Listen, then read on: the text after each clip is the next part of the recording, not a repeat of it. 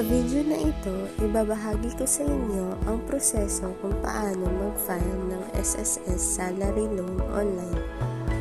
Una, loan application process. Pangalawa, things to remember upon loan approval. Mayroong dalawang klase ng SSS Salary Loan. Una, 1-month loan na may kinakailangan mayroong 36 o 36 months na posted monthly contributions. 6 dito ay dapat pasok sa 12 months mula sa buwan kung kailan nais nyo mag-file ng inyong loan. Sumunod naman ay ang 2 months loan na may kinakailangan mayroong 72 o 72 months na posted monthly contributions. 6 dito ay dapat pasok din sa 12 months mula sa buwan kung kailan mo nais mag-file ng inyong loan. Ito ang proseso. Una, ang employee ay dapat makipag-ugnayan sa kanyang HR kung meron siyang allowable loanable amount.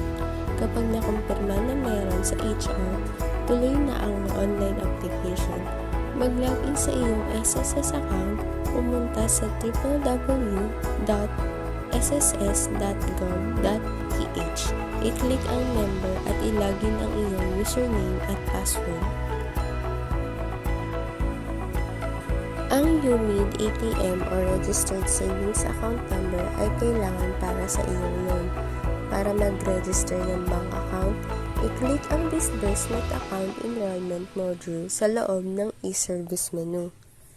Para mag-apply ng salary loan, pumunta ng e-service at i-click ang Apply for Salary Loan. Ilagay ang mga kailangan na impormasyon: preferred loan amount, preferred disbursing bank account, certifying employer with its branch office. I-click ang Proceed na button.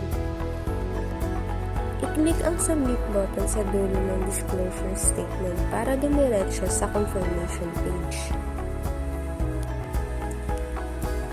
Ipapakita muli ang confirmation page. Reviewin ito ng maigi.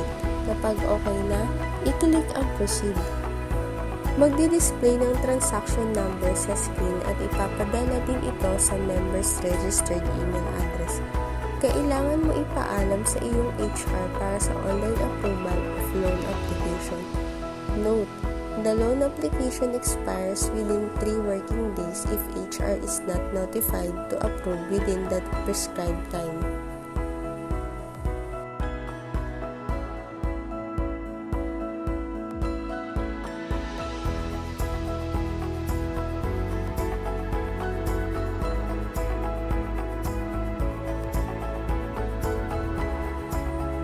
Responsibility of borrower-employee.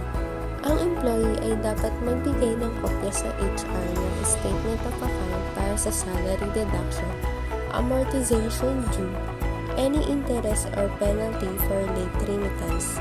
Kapag na-credit na ang loan sa bank ng empleyado, kumuha ng kopya ng loan statement of account.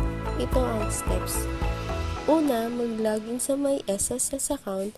Pangalawa, pumunta sa inquiry. Pangatlo, pumunta sa loans info.